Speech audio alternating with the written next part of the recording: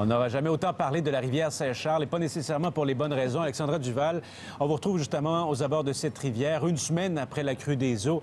Et à présent, on peut dire que ça va mieux, là.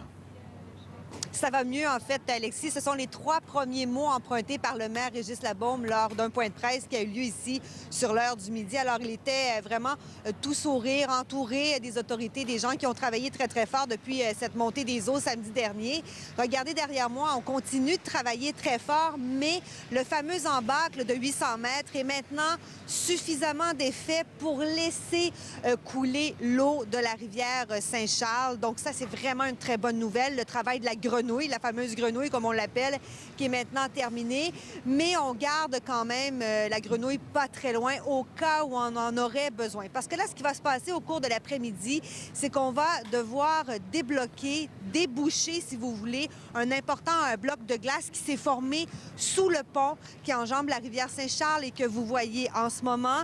Et ensuite, on devra faire des tests de débit parce que vous savez, Alexis, depuis lundi dernier, on a fermé les vannes du barrage qui se trouve à l'embouchure du lac Saint-Charles. Donc, il n'y a plus d'eau qui s'écoule dans la rivière. Et là, on devra faire des tests au cours des prochaines heures. Mais on a vraiment l'impression que le pire est passé et qu'on a gagné cette course contre la montre ici à Québec. On écoute le maire Régis Labaume.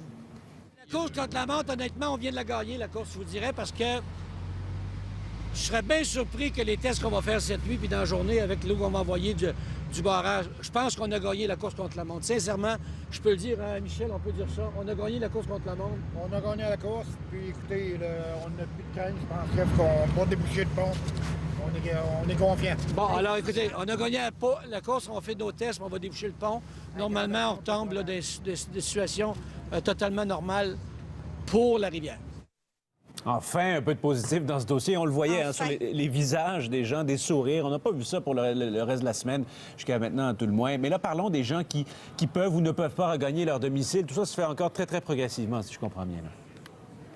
Exactement. La plupart des résidents peuvent maintenant regagner leur domicile le jour. Et là, ce qu'on va faire, et ça, c'est une autre bonne nouvelle, c'est qu'il y en a qui pourront regagner leur domicile également la nuit au cours des prochains jours. En fait, on remet une lettre comme celle-ci. En fait, c'est un avis de réintégration. Et là, on dit aux gens que, bon, les policiers, les autorités sont passés dans leur maison pour vérifier le système de chauffage, d'électricité, etc. Et là, on leur donne une liste de choses à faire. Ils doivent contacter les assurances, doivent contacter Hydro-Québec, doivent contacter, bon, finalement, les autorités nécessaires, remettre, par exemple, leur système de fumée, l'antifumée en place. Et une fois que tout cela est fait, les autorités vont retourner dans les résidences des sinistrés pour pouvoir vérifier si ça a bel et bien été fait. Et ensuite, les gens pourront regagner jour et nuit leur résidence. Alors, quand est-ce que ça va se faire?